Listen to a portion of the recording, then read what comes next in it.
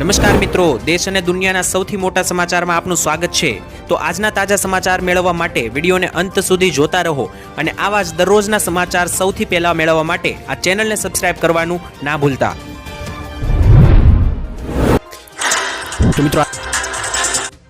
તો મિત્રો આજના પ્રથમ સમાચાર વિશે વાત કરીએ તો ગુજરાત રાજ્યમાં મેઘરાજાની મેઘ સવારી આજથી 6 દિવસ માટે હવામાન વિભાગે આપી દીધું છે હાઈ એલર્ટ।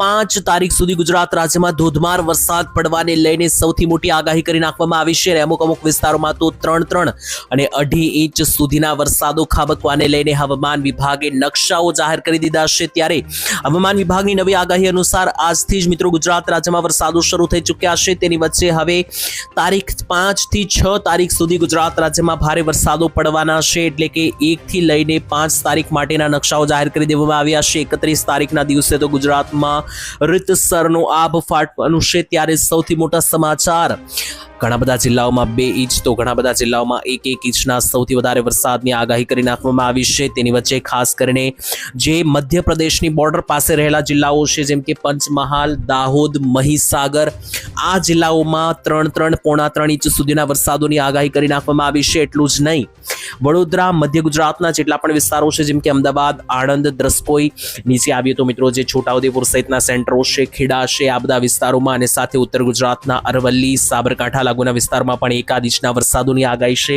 તેની સિવાય બાકીના પણ જે વિસ્તારો છે જેમ કે દક્ષિણ ગુજરાતમાં સુરત, નવસારી, વલસાડ, ડાંગ, સૌરાષ્ટ્રમાં જુનાગઢ, અમરેલી, બોટાદ, ગીર સોમનાથ, ભાવનગર, આ બધા વિસ્તારોની અંદર પણ સારા એવા વરસાદ પડવાની સંભાવના છે। જેમાં મિત્રો માત્ર આ વરસાદો જે છે તે કોઈ સામાન્ય નથી રહેવાના, ગાજવીજ અને પવન સાથેના વરસાદો હોવાથી તમને આંધી જેવું વાતાવરણ પણ જોવા મળી શકે।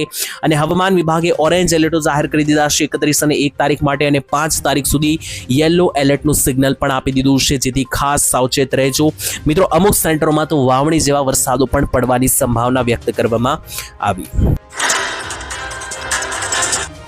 ત્યાર પછીના મહત્વના સમાચાર જોઈએ તો શું યુદ્ધ હજુ પણ આગળ લંબાઈ જશે? કારણ કે ઈરાને અમેરિકાને વળતો જવાબ આપ્યો છે અને આની બધી જ અસરો મિત્રો જે પડી રહેશે, કોઈ ઈરાન અને અમેરિકાને તો નહીં પડે, બંને દેશ તો યુદ્ધમાં છે, પરંતુ આની સિવાય આખી દુનિયા કે જે એલપીજી વાપરે છે, ગેસ સિલિન્ડર, પેટ્રોલ, ડીઝલ, આ બધી જે વસ્તુઓ વાપરે છે તેમાં તમામ દેશોને અસર થશે। અર્થાત ભારતને પણ આની મોટા પાયે અસર હજુ પણ શરૂ રહેશે, કારણ કે ઈરાન અને અમેરિકા વચ્ચે ઘણી વખત અમેરિકા દ્વારા દાવો કરવામાં આવે છે કે યુદ્ધ વિરામ થઈ ચૂક્યું છે, ડોનાલ્ડ ટ્રમ્પે જાહેરાત કરી દીધી છે, પરંતુ બીજી તરફ ઈરાનની મીડિયા છે તેમણે સ્પષ્ટ શબ્દોમાં જણાવી દીધું છે કે હજુ આ યુદ્ધ જે છે તે ખાસ કરીને પૂર્ણ નથી થયું, કારણ કે સ્ટ્રેટ ઓફ હોર્મુઝ નામનો જે રસ્તો છે એ ખોલવાની પ્રક્રિયા માત્ર અને માત્ર ઈરાનની શરતો અનુસાર જ લાગુ થશે। અને આ જે ઈરાન શરતો મૂકી રહ્યું છે તે અમેરિકા લાગુ કરી રહ્યું નથી તેવું ઈરાની મીડિયાએ દાવો કર્યો છે, જેથી જે જહાજોની દેખરેખ છે, તપાસ છે, દરિયાઈ સેવાઓ છે તે ઈરાનની સુરક્ષા સંબંધિત ધ્યાનમાં રાખીને સ્ટ્રેટ ઓફ હોર્મુઝની શરતો માનવી પડશે તેવું ઈરાનનું કહેવું છે।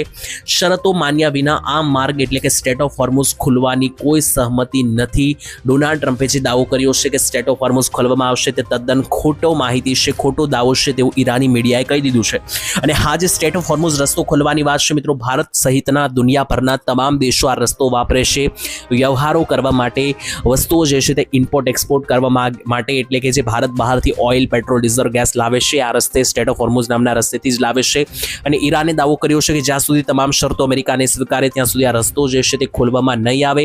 ડોનાલ્ડ ટ્રમ્પ જે દાવો કરે છે કે રસ્તો ખોલવામાં આવ્યો છે તે તદ્દન જૂઠો છે તેવું પણ ઈરાની મીડિયાએ કહ્યું। અને જ્યાં સુધી મિત્રો આ રસ્તાઓ નહીં ખુલે, યુદ્ધ પૂર્ણ નહીં થાય સમગ્ર રીતે, ત્યાં સુધી સૌથી મોટું સંકટ એ છે કે આપણા વ્યવહારો અટકી ચૂક્યા છે, ઉદ્યોગો ઠપ પડી ચૂક્યા છે, કારણ કે જે ભારતમાંથી બહાર સામાન મોકલાવવામાં આવશે ને લાવવામાં આવે છે, રસ્તો બ્લોક હોવાને કારણે જે છે તે મિત્રો વ્યવહારો અટકતા જોવા મળ્યા। ત્યારબાદ જોઈએ તો પોલીસ અને ખેડૂતો વચ્ચે મોટું ઘર્ષણ જોવા મળ્યું સૌરાષ્ટ્રની અંદર મિત્રો। ખેડૂતો અને પોલીસ જે છે તે હવે આમને સામને જોવા મળી રહ્યા છે। તેની વચ્ચે ખેડૂતોને પોતાના ખેતરમાંથી જ ખેડૂતો જે છે તે મિત્રો ટીંગાટોળી કરીને બહાર લાદતા જોવા મળ્યા। અમુક પરિસ્થિતિમાં તો મિત્રો એવું પણ થઈ ચૂક્યું છે કે પોલીસો જે છે તે ખેડૂતોને ધમકાવતા પણ જોવા મળ્યા, અને ઇવન કેટલાક વિડીયાસ અને ફોટોઝ સામે આવી રહ્યા છે તે મુજબ ખેડૂતોના ગળા સુધી હાથ જે છે તે મિત્રો લઈ ચૂક્યા પોલીસ કર્મચારીઓ। ત્યારે આને લઈને ખેડૂતો જે છે તે હવે ગુસ્સે ભરાઈ ચૂક્યા છે, કારણ કે ઘણા બધા ખેડૂતોનું કહેવું છે કે આ દિવસો માટે ભાજપ સરકારને નથી જીતાડી, કારણ કે સુરેન્દ્રનગર જિલ્લાની અંદર અને દ્વારકા જિલ્લામાં મિત્રો કેટલાક પંથકોમાં જે છે તે મિત્રો વીજ લાઈનોને લઈને અત્યારે વિવાદ ચાલી રહ્યો છે કે સરકારો જે છે તે મિત્રો ખેડૂતોના ખેતરમાંથી વીજ લાઈનો નાખી રહી છે અને આને કારણે ખેડૂતોને પોતાના ખેતરમાંથી જ બહાર કાઢવામાં આવી રહ્યા છે. આ પરિસ્થિતિ સામે ખેડૂતો જે છે તેનો વિરોધ નોંધાવી રહ્યા છે અને ખેતરમાંથી બહાર જવાનું નામ નથી લઈ રહ્યા. તેથી પોલીસ ત્યાં આવીને ખેડૂતો સાથે ટીંગાટોળી કરીને ખેડૂતોને પોતાના ખેતરમાંથી જ બહાર કાઢ્યા. આનાથી સુરેન્દ્રનગર કલેક્ટર કચેરીઓએ તમામ ખેડૂતો મોટી સંખ્યામાં પહોંચ્યા. પાલભાઈ આંબલિયા પણ અહીંયા ખેડૂત નેતા સાથે અહીંયા પહોંચ્યા. ત્યારે મિત્રો અહીંયા પાલભાઈ આંબલિયાને પણ આગળ કચેરીની અંદર ના જવા દેવામાં આવ્યા. તેથી વાતાવરણ વધારે ગરમ બન્યું અને ખેડૂતો જે છે તે મિત્રો હવે અત્યારે પૂરેપૂરા લડી લેવાના મૂડમાં જોવા મળ્યા. અને મિત્રો તમે જણાવો કે ખાસ ખેડૂતો સાથે જે અત્યાચાર કરવામાં આવી રહ્યો છે જેવું ખેડૂતોનું કહેવું છે અને દાવાઓ અનુસાર જે માહિતી આવી છે કે ખેડૂતો સાથે ટીંગાટોળી કરીને ખેડૂતોને પોતાના ખેતરમાંથી બહાર કાઢવામાં આવ્યા. કેટલું યોગ્ય મિત્રો પોલીસ કર્મચારી દ્વારા જે વર્તન કરવામાં આવ્યું કેટલું યોગ્ય કોમેન્ટમાં લખીને જણાવી દેજો. દાવાઓ અનુસાર જે માહિતી આવી સામે આવી. ત્યારબાદ જોઈ લઈએ તો પ્રજાને હવે ધક્કો નહીં ખવડાવતા તેવું મુખ્યમંત્રી સીએમ ભૂપેન્દ્ર પટેલે સૌથી મોટી જાહેરાત કરી. જ્યાં મિત્રો સામાન્ય જનતા અને સામાન્ય નાગરિકો માટે પ્રજાને જે ધક્કાઓ ખાવા પડે છે તે ના ખવડાવો તેવું મિત્રો કડક સૂચન આપવામાં આવ્યું છે. ગુજરાતના મુખ્યમંત્રી શ્રી ભૂપેન્દ્ર પટેલના આ સામાન્ય પ્રજા માટે અને જનતા માટે અને ખેડૂતોના પડતર પ્રશ્નો જે છે તેના ઝડપી ઉકેલ કરવા માંગે કડક વલણ અપનાવ્યું છે. ભૂપેન્દ્ર પટેલે ગુજરાતની ભૂપેન્દ્ર પટેલ સરકાર જે છે તે મે મહિનાની અંદર એટલે કે આજે ચાલુ મહિનો છે તેની અંદર રાજ્ય સ્વાગત ઓનલાઈન જન ફરિયાદ નિવારણ કાર્યક્રમમાં લોકોની રજૂઆતો સાંભળ્યા બાદ વહીવટી તંત્રને સ્પષ્ટ શબ્દોમાં મુખ્યમંત્રી ભૂપેન્દ્ર પટેલે કહી દીધું કે જો નિયમ અનુસાર અરજદારનું કામ થવા પાત્ર હોય તો તે તાત્કાલિક પૂરું થવું જોઈએ. એટલે કે જો નિયમ અનુસાર કોઈ વ્યક્તિ કામ કરવા આવે છે અને એનું જો કામ સંપૂર્ણપણે થાય એમ હોય કોઈ પણ સરકારી કામ તો એ તાત્કાલિક જ પૂરું થવું જોઈએ. એમાં કોઈ 2-3 દિવસો ના લગાડવા જોઈએ. અને જો કોઈ કામ પૂરો નિયમ અનુસાર થાય એમ નથી તો એ વ્યક્તિઓને અન્ય બહાના આપવાના બદલે સામાન્ય જનતાઓને સીધું કહી દેવું જોઈએ કે કામ થઈ શકે તેમ નથી. અરજદારોને વારંવાર સરકારી કચેરીઓના ધક્કા ખવડાવવા જે છે તે મિત્રો યોગ્ય નથી તેવું મુખ્યમંત્રી ભૂપેન્દ્ર પટેલે જણાવ્યું. સાથે જ તાત્કાલિક અને સ્પષ્ટ શબ્દોમાં કે જો કામ ના થાય એમ હોય તો ના પાડી દેવી જોઈએ. લોકોનો ટાઈમ ના બગાડવો જોઈએ તેવું પણ તેમણે કહ્યું. સાથે લોકોની સરકાર પ્રત્યે વિશ્વાસ વધુ મજબૂત બનશે જો આમ કામ થશે તો. કારણ કે મિત્રો જે પણ આપણે જોઈએ છે કે કચેરીઓની અંદર જે લોકોને ખોટી રીતે જવાબ આપવામાં આવતા હોય છે, લોકોને મિત્રો જે છે તે લાઈનોમાં લગાડવામાં આવતા હોય છે ખોટી રીતે. તો આ જોઈને મિત્રો હવે જે જનતાઓ છે સામાન્ય પ્રજા છે તે જનતા મિત્રો સરકાર તરફથી વિશ્વાસ જે છે તે તૂટી રહ્યો છે. તો આ પ્રકારે જો સીધી રીતે કામ કરવામાં આવે અને પ્રજાના કામ જો થાય એમ હોય તો તાત્કાલિક પૂરા કરો અને ના થાય એમ હોય તો સ્પષ્ટ મોઢા ઉપર જણાવી દેવું. ખોટા ધક્કા ના ખવડાવવા જેથી કરીને સરકાર ઉપર લોકોનો વિશ્વાસ યથાવત રહે, મજબૂત બને તેવું મુખ્યમંત્રી ભૂપેન્દ્ર પટેલે જણાવ્યું. અને આની અંદર રાજ્યભરમાંથી આવેલી 4000 જેટલી રજૂઆતો સાંભળવામાં પણ આવી હતી. ત્યાર પછી જોઈએ તો દિલ્હીથી સૌથી મોટા સમાચાર આવી રહ્યા છે. શંકાસ્પદ 9 આતંકીઓ ઝડપવામાં આવ્યા છે. ત્યારે દેશની રાજધાની દિલ્હીમાં જે છે તે મિત્રો દિવાળી પહેલા પણ એક મોટો બ્લાસ્ટ થયો હતો. ત્યારે 9 થી 11 લોકોના મિત્રો જે છે તે મોત પણ થયા હતા. ત્યારે તેની વચ્ચે અત્યારે ફરી એકવાર રાજધાની દિલ્હીમાં સંભવિત આતંકી કાવતરાને નિષ્ફળ બનાવવામાં આવ્યું છે. સૌથી મોટા સમાચાર આવી રહ્યા છે દિલ્હીમાંથી. પોલીસની સ્પેશિયલ સેલે પાકિસ્તાની ગુપ્તચર એજન્સી ISI અને મુંબઈ અંડરવર્લ્ડ નેટવર્ક સાથે સંભવિત મિત્રો સંબંધ ધરાવતા 9 જેટલા આતંકીઓની ધરપકડ કરવામાં આવી છે. તે દેશમાં રહીને દેશ તોડવાની મિત્રો જે છે તે પ્રયાસ કરી રહ્યા, આતંકી હુમલાનો પ્રયાસ કરી રહ્યા. તેની વચ્ચે જે માહિતી મળી રહી છે તે અનુસાર તપાસ એજન્સીઓના જણાવ્યા મુજબ આ જે નેટવર્ક છે તે ખૂબ જ વિશાળ અને સંવેદનશીલ અને વ્યૂહાત્મક સ્થળોએ નિશાન બનાવીને યોજના ઉપર કામ કરી રહ્યું હતું. એટલે કે ફરી એકવાર કોઈ મોટો હુમલો પ્લાન કરી રહ્યા હતા ભારત ઉપર. અને જે ગુપ્તચર એજન્સીઓ તરફથી જે માહિતી મળી છે તે અનુસાર ISI અને મુંબઈ અંડરવર્લ્ડ સાથે જોડાયેલા આતંકીઓ કે જે શંકાસ્પદ હતા તેવા 9 ને પકડવામાં આવ્યા. અને ખાસ મિત્રો પોલીસે જે છે વિશેષ ડ્રાઈવ યોજી. ત્યારબાદ જોઈએ તો ખેડૂતો માટે ખુશખબર ભર્યા સમાચાર આવ્યા છે ચોમાસાને લઈને. કારણ કે છેલ્લા ઘણા બધા દિવસોથી ઓનલાઈન સોશિયલ મીડિયા ઉપર અલ્નીનોની અસરને કારણે ચોમાસું નબળું રહેશે તેવા સંભવતી માહિતી સામે આવી હતી. હવામાન વિભાગે પણ એક નકશો ગઈકાલે જાહેર કર્યો હતો અને જણાવ્યું હતું કે આ વર્ષનું ચોમાસું જે છે તે 99% નબળું જોવા મળી શકે, સામાન્યથી પણ નબળું જોવા મળી શકે. ત્યાર પછી હવે મિત્રો એક રાહતભર્યા સમાચાર એટલા માટે જણાવી રહ્યો છું કારણ કે અલ્નીનો નબળો પડી શકે અને લા નીનોનો ભારે વરસાદ જે છે તે ગુજરાતમાં જોવા મળી શકે.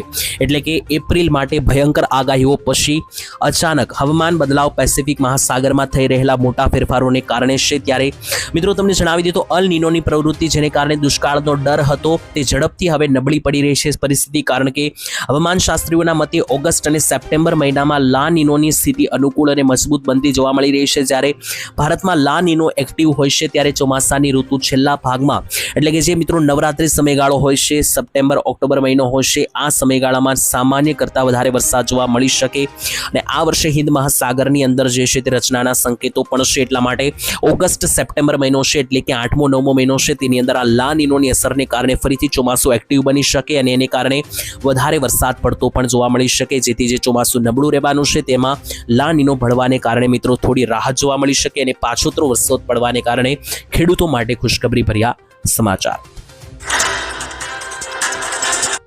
ત્યારબાદ જોઈ લઈએ તો ખેડૂતો હવે સીધા ગાંધીનગર કૂચ કરશે. સૌથી મોટી જાહેરાત મિત્રો, અગાઉ મેં તમને સમાચારમાં જણાવ્યું તે રીતે જે ખેડૂતો સાથે અત્યાચાર કરવામાં આવી રહ્યો છે, દાવાઓ અનુસાર જે માહિતી મળી છે કે ખેડૂતો જે વિરોધ કરી રહ્યા છે વીજળીને લઈને, એટલે કે જે ખાતરની અંદર વીજળીની લાઈનો લગાવવામાં આવી રહી છે તેને કારણે ખેડૂતો પોતાના ખેતર સાથે મિત્રો લડી રહ્યા છે ખેતર માટે. ત્યારે આને લઈને મિત્રો જે છે તે ઘણા બધા ખેડૂત આગેવાનો સાથે મિત્રો જે છે તે કલેક્ટર કચેરીએ જઈને પણ મિત્રો વિરોધ દર્શાવવામાં આવ્યો હતો. ત્યારે અહીંયા મિત્રો લાલજી દેસાઈએ જણાવ્યું હતું કે જન સુનાવણી વિના વીજ પોલ નાખી શકાય નહીં, એટલે કે ખેડૂતોના મિત્રો જો અંદર લાઈન નાખવી હોય ખેતરની અંદર તો એ મિત્રો જે છે તે જન સુનાવણી વિના ના નાખી શકાય.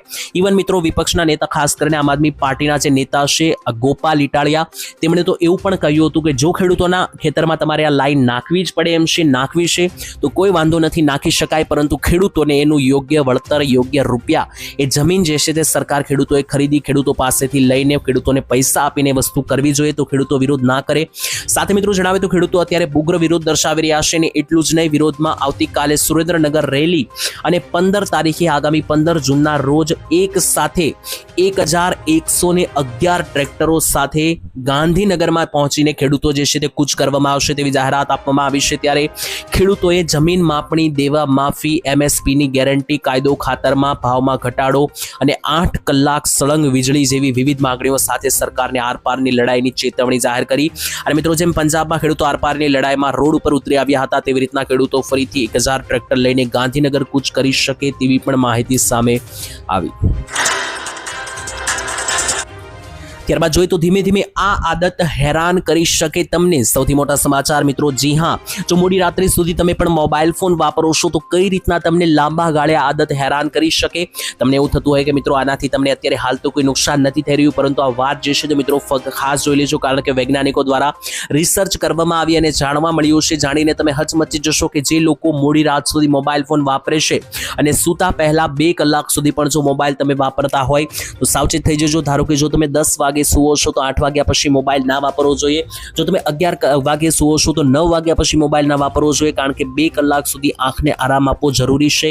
ઘડિયાળમાં મિત્રો જો તમે મોડી રાત્રે સુધી ફોન અથવા કોઈ પણ સ્ક્રીન જોવો છો તો આની અસર મોટા પાયે એ થશે કે તમારા શરીરના હોર્મોન ઇમ્બેલેન્સ થઈ શકે, જેને કારણે કોર્ટિસોલ હાર્મોન વધી શકે.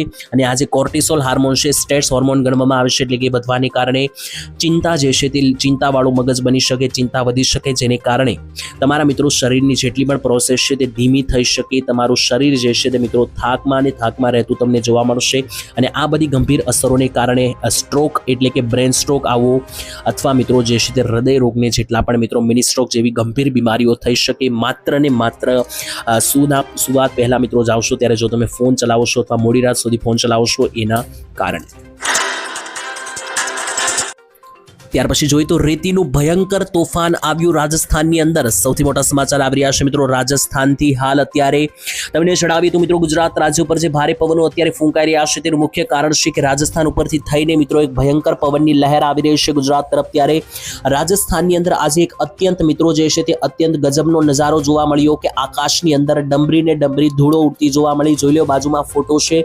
રાજસ્થાનના મિત્રો કેટલાક વાતાવરણમાં પલટા છે આવ્યા તે મુજબ એક ડમરી સાથે ધૂળનું મોટું મિત્રો તોફાન જે છે તે ઉઠ્યું, તેને કારણે ભારે પવન અને ધૂળની ડમરીઓ, વાદળો મિત્રો જેમ ગુચ્છામાં હોય છે તેવી રીતના ગુચ્છામાં જે છે ધૂળની ડમરીઓ અવકાશમાં ઉડતી જોવા મળી. જનજીવન સંપૂર્ણપણે અસ્તવ્યસ્ત બની ગયું અને પ્રાણીઓમાં ફફડાટનો માહોલ જોવા મળ્યો, કારણ કે બપોરે 2 વાગ્યે મિત્રો જે આ તોફાન આવ્યું તેની કારણે જાણે બપોરે 2 વાગ્યે રાત્રિના 8 વાગ્યા હોય તેવો માહોલ જોવા મળ્યો અને ચારો દિશા તરફ અંધારપટ છવાતું જોવા મળ્યું. મિત્રો આ મામલે તમારું શું જણાવી દઉં, તમારા ગામમાં પવન છે કે નહીં અને વરસાદી કોઈ વાતાવરણ બન્યું છે કે નહીં કોમેન્ટમાં લખજો, કારણ કે બધી બાજુથી સિસ્ટમ જે છે નીચે મહારાષ્ટ્રથી અને ઉપર રાજસ્થાનથી લગાતાર ગુજરાત તરફ આગળ વધી રહી છે. ત્યાર પછી જોઈએ તો અમદાવાદની અંદર IPL 2026ની ફાઇનલ રમાડવામાં આવશે રવિવારના રોજ. સૌથી મોટા સમાચાર મિત્રો જણાવીએ તો ગુજરાત જે છે તે ત્રીજી વાર લગાતાર ફાઇનલમાં પહોંચ્યું છે. ત્યારે અમદાવાદની અંદર નરેન્દ્ર મોદી સ્ટેડિયમમાં રવિવારે એટલે કે 31 મે 2026ના રોજ જે છે તે મિત્રો વિશાળ મુકાબલો થશે. આ વર્ષની એટલે કે 2026ની IPLની ફાઇનલ રમાવા જઈ રહી છે અને આની અસર ગુજરાતમાં મોટા પાયે પડી રહી છે, કારણ કે અમદાવાદમાં અત્યારે સૌથી મોટા હચમચાવી દેનારા સમાચાર કે હોટેલોની અંદર રૂમના એક દિવસના ભાડા 45,000 રૂપિયા સુધી પહોંચ્યા અને લોકો જે છે તે મેચ જોવા આવે છે એટલા માટે હોટેલ બુક કરાવે છે, જેથી કરીને હોટલની ડિમાન્ડ વધી. ત્યારે મિત્રો IPL ફાઇનલ જોવા આવવાવાળા જે મિત્રો જેટલા પણ લોકો છે તે 45,000 રૂપિયા આપીને પણ હોટલો બુક કરાવવા માટે મંજૂર થયા છે. અને આટલું જ નહીં, હોટેલો ફૂલ બુક થઈ જતા અત્યારે હાલ દવાખાનાની અંદર મિત્રો દવાખાનાના બેડો જે છે તે પણ લોકો બુક કરાવી રહ્યા છે. અને અમદાવાદની અંદર અત્યારે જે છે તે મિત્રો હોટેલોથી લઈને જમવાના ભાવ પણ આસમાને જતા જોવા મળ્યા. તેની વચ્ચે મિત્રો IPL ફાઇનલ જે રમાવાની છે ખાસ કરીને 31 મે 2026ના રોજ તેની વચ્ચે RCB અને GTની મેચ છે, તેની વચ્ચે કઈ ટીમ મિત્રો જીતશે તેવું તમને લાગી રહ્યું છે, અથવા જો મિત્રો આ મેચ રમાય છે અને ત્યાર પછી તમે વિડીયો જોઈ રહ્યા છો તો મિત્રો કઈ ટીમ જીતી છે પણ કોમેન્ટમાં લખી દેજો. બાકી આજ માટે આટલું જ, ફરી કાલે મળીશું, ત્યાં સુધી રજા આપશો. ધન્યવાદ. જય માતાજી, જય દ્વારકાધીશ.